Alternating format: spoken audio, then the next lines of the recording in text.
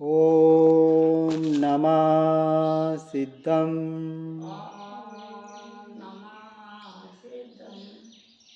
सजात्म स्वरूप परम गुरु शुद्ध चैतन्य स्वामी ने नमः।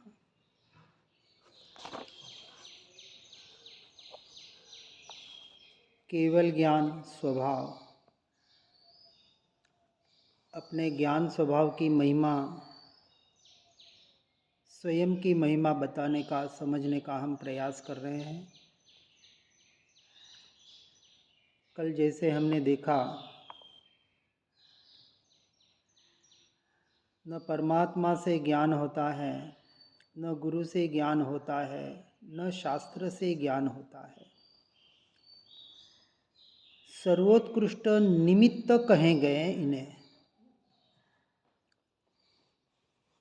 अपने ज्ञान स्वभाव का ज्ञान होने में जो सर्वोत्कृष्ट निमित्त बनते हैं, कार्य बनने में कारण बनते हैं, परंतु यह भी कथन कहते हैं कि निमित्त से कार्य नहीं होता, निमित्त के बगैर भी नहीं होता, परंतु उपादान की परिपक्वता होती है तो नियम से वहाँ निमित्त हाजिर होता है। सीधी सी परिभाषा। लेकिन अनादि से इस जीव की आदत, कुटेव, निमित्तों पे दोषारोपण करने की पड़ी हुई है।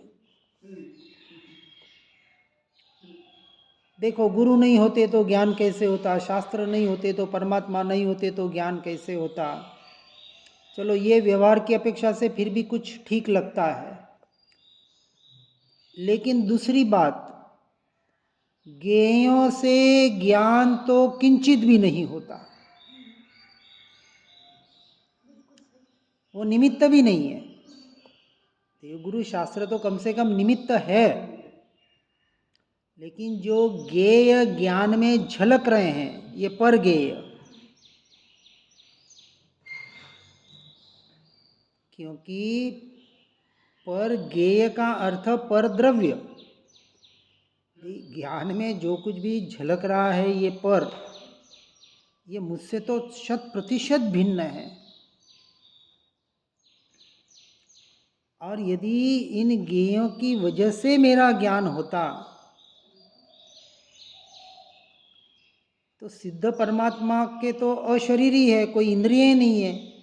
क्योंकि अभी जो ज्ञेयों का जानना हो रहा है, ये 5 इंद्रिय और मन के माध्यम से हो रहा है। व्यवहार से कहें तो इंद्रिय जनित ज्ञान है। इस अपेक्षा से जीव अनादि से यही भूल कर रहा है। इंद्रियों के ज्ञान को अपना ज्ञान मान रहा है। इंद्रियां नहीं होती तो ज्ञान कैसे होता? जैसे कान नहीं होते तो मैं कैसे सुन सकता, आँख नहीं होती तो मैं कैसे पढ़ पाऊंगा। कल आँख चली जाए, अंधा हो जाऊं, सब दिखना बंद हो जाएगा तो मुझे ज्ञान कैसे होगा? पर के ज्ञान को अपना ज्ञान माना हुआ है। पर के परिणामों को, पर की क्रिया को अपनी क्रिया, अपने परिणाम माना हुआ है। और उस ज्ञान को आगे बढ़े तो बाहर के ज्ञान को, संसार के ज्ञान को, शास्त्रों के ज्ञान को, सूक्ष्म ज्ञान को, बाहर के जानकारी को अपना ज्ञान मान रहा है। बहुत हमने सुने वचन, लोग कहते हैं हमें ज्ञान चढ़ता नहीं है,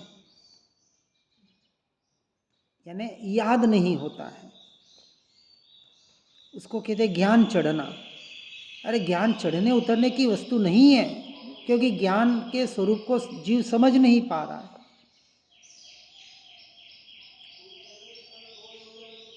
और यदि ज्ञान ज्ञेयों से होता है तो सभी विद्यमान ज्ञेय ज्ञान में ज्ञात होने चाहिए। सभी के तो यहाँ भाई ज्ञेय का विषय, ज्ञेय कितने हैं? तो तीनों लोक में जो कुछ परिणमन हो रहे हैं सारे ज्ञेय के विषय बन सकते हैं। केवल ज्ञान में एक समय में लोकालोक झलकता है, ज्ञेय का विषय बनता है।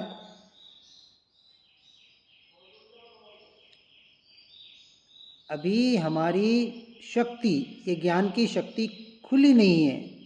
अभी हमारा ज्ञेय के परिणाम, ज्ञेय का विषय अभी हमारा संक्षिप्त है, लिमिटेड है। लेकिन एक बात समझना, जैसे हम रात को सो रहे होते हैं, नींद में होते हैं, गहरी नींद में, कोई सपना नहीं, कुछ भी नहीं, पांचों इंद्रियां सो गई है, काम नहीं कर रही है, मन भी बिल्कुल शांत पड़ा है। कभी कभी बहुत हम कहते हैं ना 10 मिनट की झपकी आती है, आहा, या जितनी गहरी झपकी आ गई कि बिल्कुल पता ही नहीं चला, फ्रेश हो गए। ये गहरी नींद आई, ये फ्रेश हो गए, इसको जाना किसने?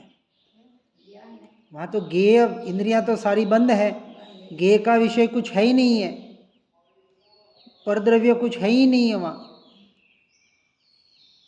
तो ये बात पक्की टंकोत्कीर्ण श्रद्धा में करनी है कि ज्ञेयों से ज्ञान नहीं होता, इंद्रियों से ज्ञान नहीं होता।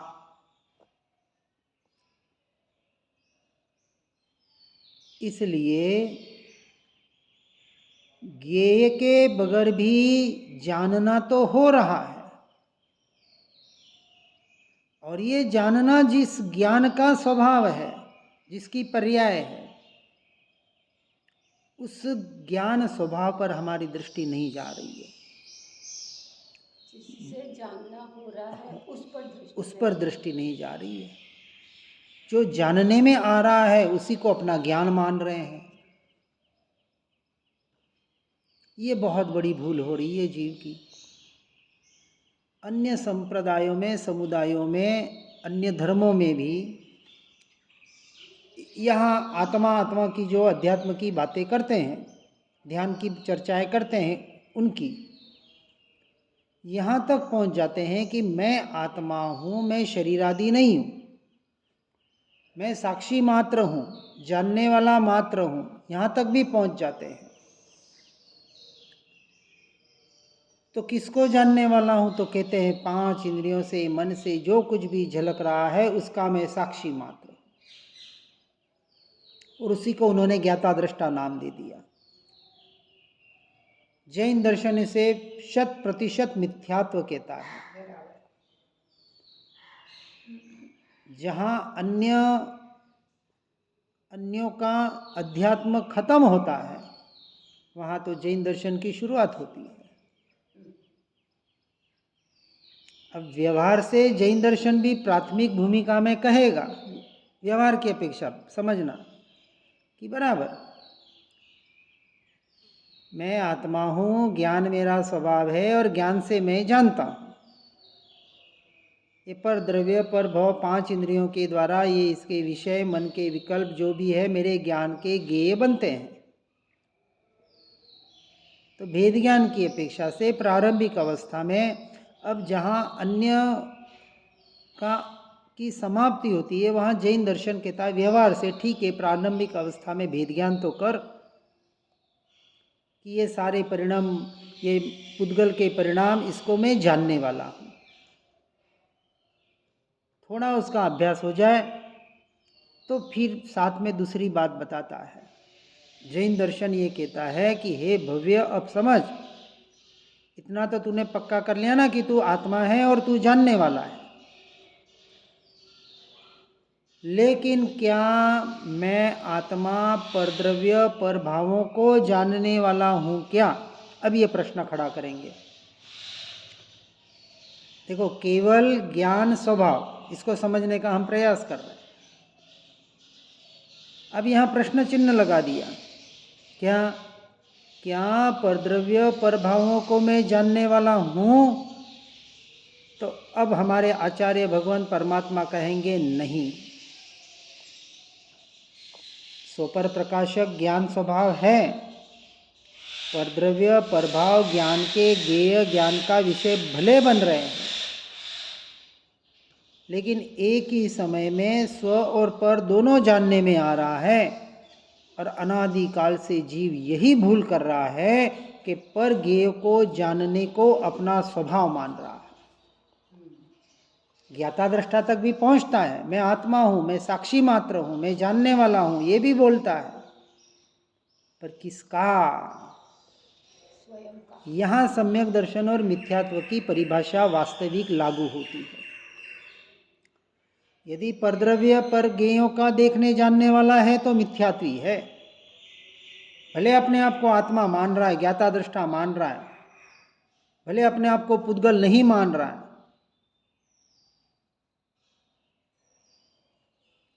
मिश्र मिथ्यात्व कहा ना, एक तो पूरा मिथ्यात्वी, यहां कहा कि जीव हर समय हर क्षण स्वयं से स्वयं को जान रहा है, पर को नहीं। अब इसका हमें अभ्यास करना है। अब यहां कहते हैं ज्ञेय से ज्ञान नहीं होता, अपने ज्ञान से भिन्न ज्ञेय ज्ञान के मूल कारण कैसे हो सकते हैं?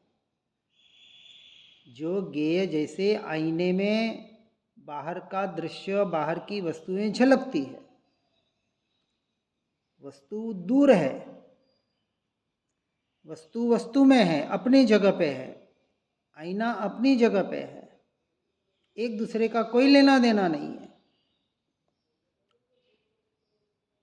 इसी तरह ज्ञेय आत्मा के ज्ञान में झलक रहे हैं, ज्ञेय अपनी जगह है, ज्ञान अपनी जगह है।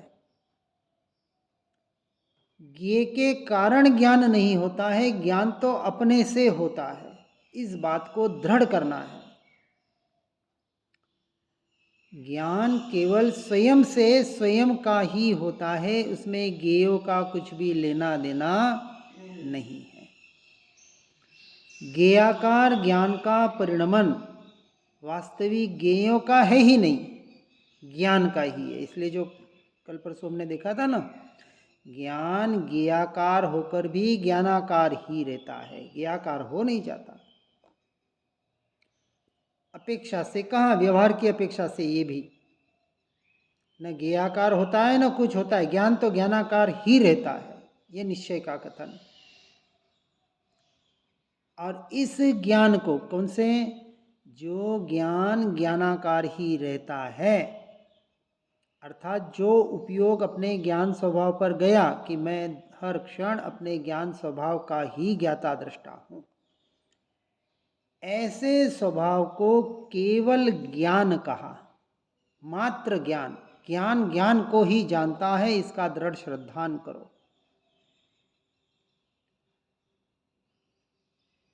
ज्ञेय अर्थात परद्रव्य पर भाव, निमित्त होने से ज्ञेयों का ज्ञान अर्थात शरीर का ज्ञान, रूप का ज्ञान, शब्द का ज्ञान, शास्त्रों का ज्ञान, ये सारा कथन व्यवहार नहीं की अपेक्षा से समझना। सद्भूत असद्भूत, उपचरित अनुपचरित व्यवहार नहीं की अपेक्षा बराबर समझना यहाँ। और निश्चय नहीं के भी चार भेद में तीन भेद गुणस्थानक की अपेक्षा से कहे हैं। यहाँ जिस केवल ज्ञान, मात्र ज्ञान की चर्चा चल रही है, वो शुद्ध निश्चय नहीं की अपेक्षा से, सम्यक दर्शन की अपेक्षा से, यथार्थ परमार्थ श्रद्धान की अपेक्षा से अपनी चर्चा चल रही है कि परमार्थ से ज्ञान मात्र ज्ञान है, ज्ञान मात्र ज्ञान को ही जानता है और ज्ञान ही ज्ञायक है। फिर आगे इसका विस्तार करेंगे। अब प्रश्न करते हैं कि छद्मस्थ के प्रगट ज्ञानांश में ज्ञेयों का निमित्त होने से परिवर्तन होता है, तो उसे केवल ज्ञान कैसे कहें?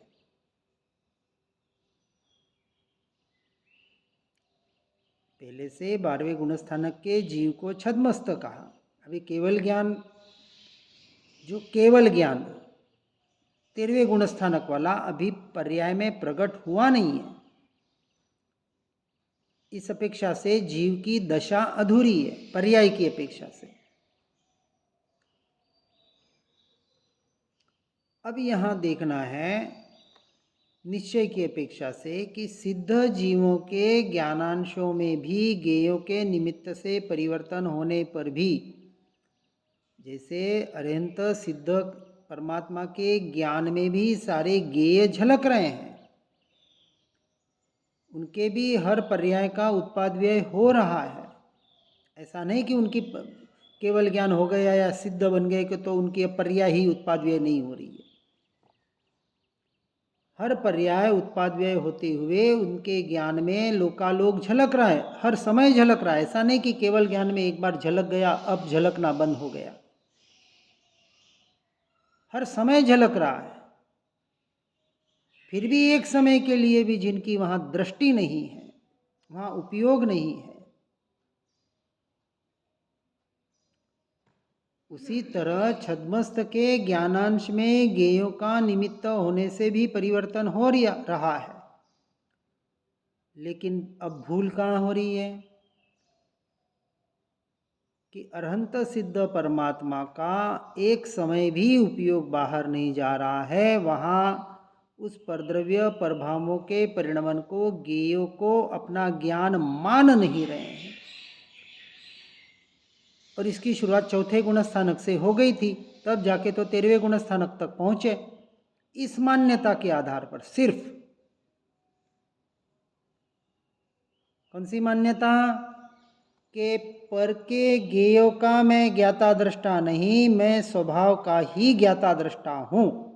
ये जब चौथे गुणस्थान में निर्णय किया, निश्चय किया, श्रद्धान किया, और फिर आगे श्रेणी में, आगे गुणस्थानकों में बढ़ते हुए परद्रव्य पर भावों से हटते हटते व्यवहार की अपेक्षा से, निश्चय की अपेक्षा से अपने आत्मा की लीनता को बढ़ाते हुए स्वरूप रमणता का अभ्यास को बढ़ाते बढ़ाते स्वरूप में ऐसे लीन हो गए कि अनंत काल के लिए अब एक समय के लिए भी बाहर निकलना नहीं होता है। और वो दशा हमें प्राप्त करनी है। किसे? मुझे प्राप्त करनी है। ये लक्ष्य, और इस लक्ष्य से जो हमारी साधना होगी और उस साधना के योग्य जो साधन होंगे, वो हमें साधना से साध्य की सिद्धि कराएंगे।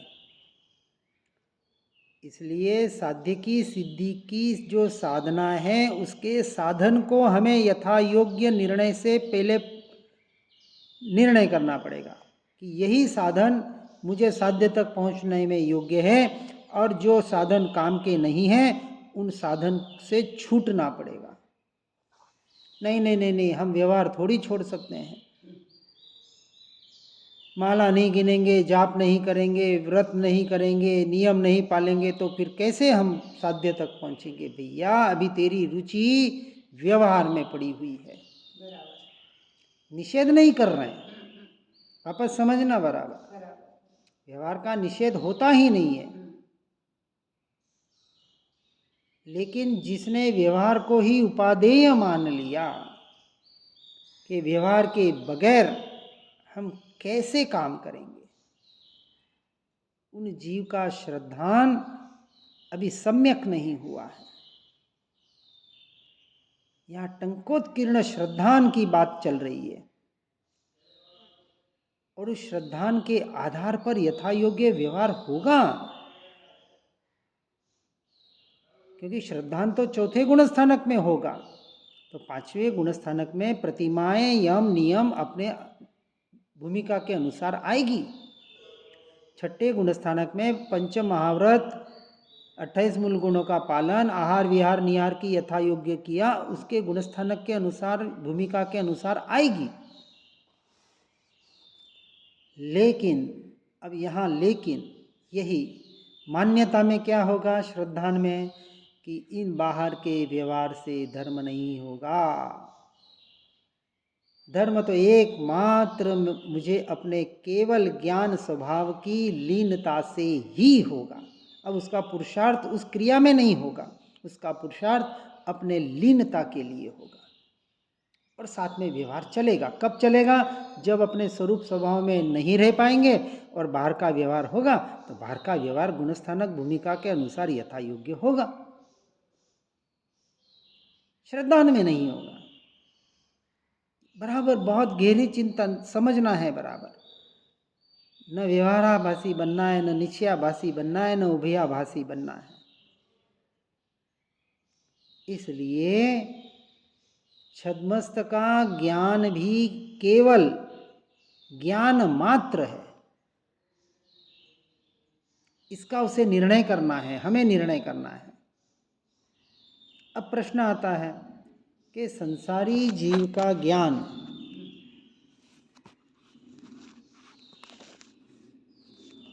इसको आगे देखेंगे। जिन वाणी के ज्ञान से हो सम्यक श्रद्धान, हो चारित्र महान उर पाऊं पद निर्वाण। ओम नमः सिद्धम।